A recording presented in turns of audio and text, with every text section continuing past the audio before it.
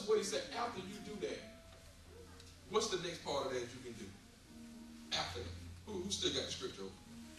Sister Kiki. What did it say?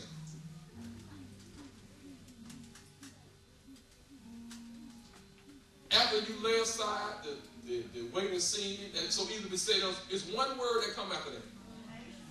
Run. We try to run with the weights and scenes. And we can't even get, you know what? You want to know why we can't make it to the street life? Before we walk, I'm like, man. Man, I'll get y'all. Because you trying to run with that stuff. But notice he said, in order to run, you got to lay the weights aside and lay the sin aside. That easily beset you. Then you can run. Because then, see, I never get on the show where they put them out there and let them try to run with all that weight on. Them Joe.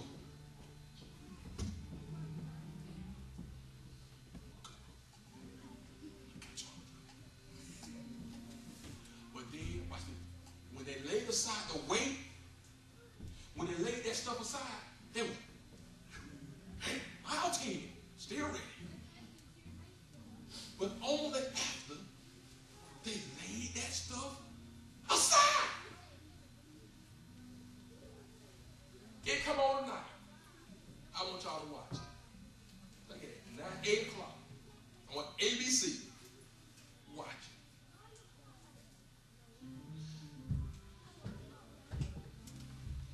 Let me give you 5 points. Write them down. I'm not going to go into details. Because I want you all to think about it. I planned on hooping this thing, but the Lord said, no, not again. You ain't hooping tonight. You ain't going to hoop this one.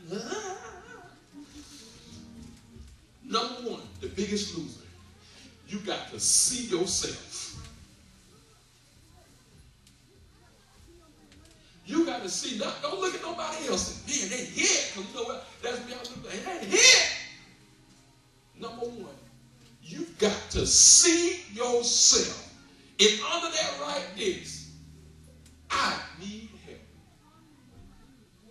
It's me, oh Lord, standing in the need of prayer. Not my mother, not my father, but me, oh Lord.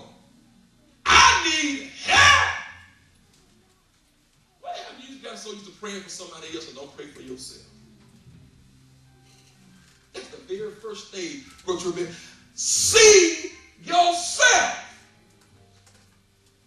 When we take communion, we read the scripture, let every man examine himself. When last time we did a self-examination? If everybody would take a look at their own self, they'll have no room to look at nobody else. That's point number one. See yourself. I need help. That's why they came to the biggest losers. They saw themselves like, look, I need some help, and I can't do it by myself. Number two. Now here's the interesting part. Be willing to change. You got to be willing to change. Do you want to change? If you want something different, you got to do something different. You can't keep doing the same thing expecting a different result. It ain't going to happen. Be willing to change.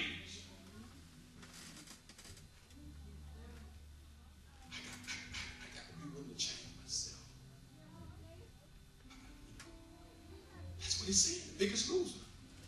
Number three. After you see yourself, after you willing to change, number three, after you recognize that, you've got to turn it loose. Turn it loose. Some stuff you've got to let it go. It ain't doing you no good. Some stuff you got to let it go. Tell your neighbor, let it go. It ain't doing you no good. Now, that could mean people, places, and things.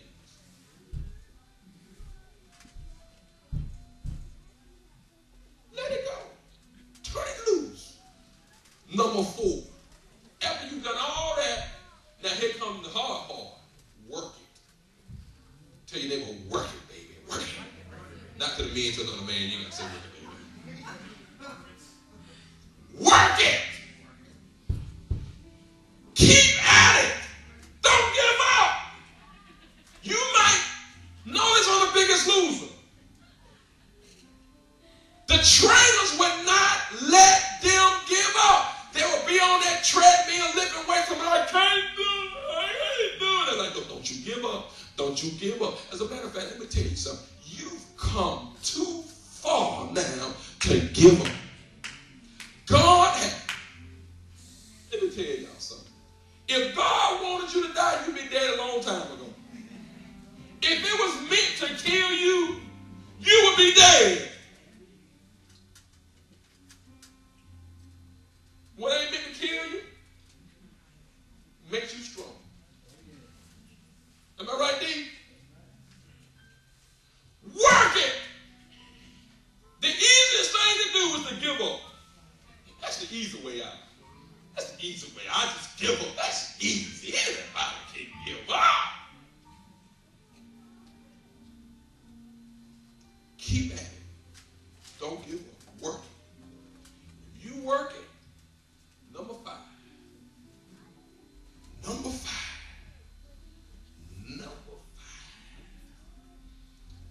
If you see yourself, you be willing to change, you turn it loose, you work it, you'll get to number 5. Victory. Now I see a difference. And when you get to the victory part, guess what? Can't nobody tell you nothing different. Oh, wait a minute, I've been there, done that, baby. No, and you can't tell me because I've been there, done that. Can't tell, wrote the book, wrote the chapter, the author, the pre-written, I did it all, copyrighted it, did everything, did the table of contents. You can't tell me. Shout victory. Victory. And I want to encourage you all to let y'all know you're going to get victory.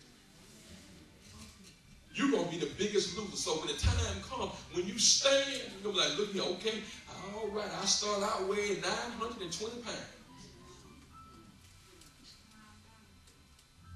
Now I'm down to 150. I lost 800 pounds.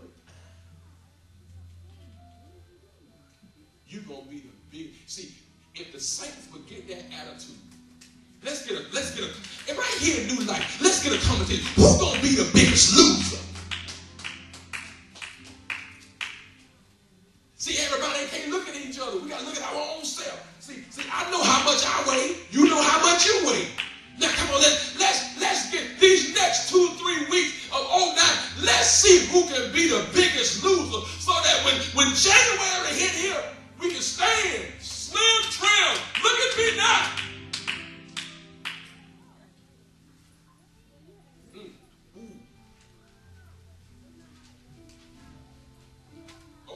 There's a word that the Lord just hit in my mind. Commitment.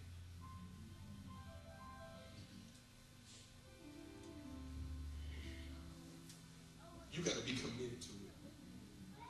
That means there are going to be some good days. There are going to be some bad days.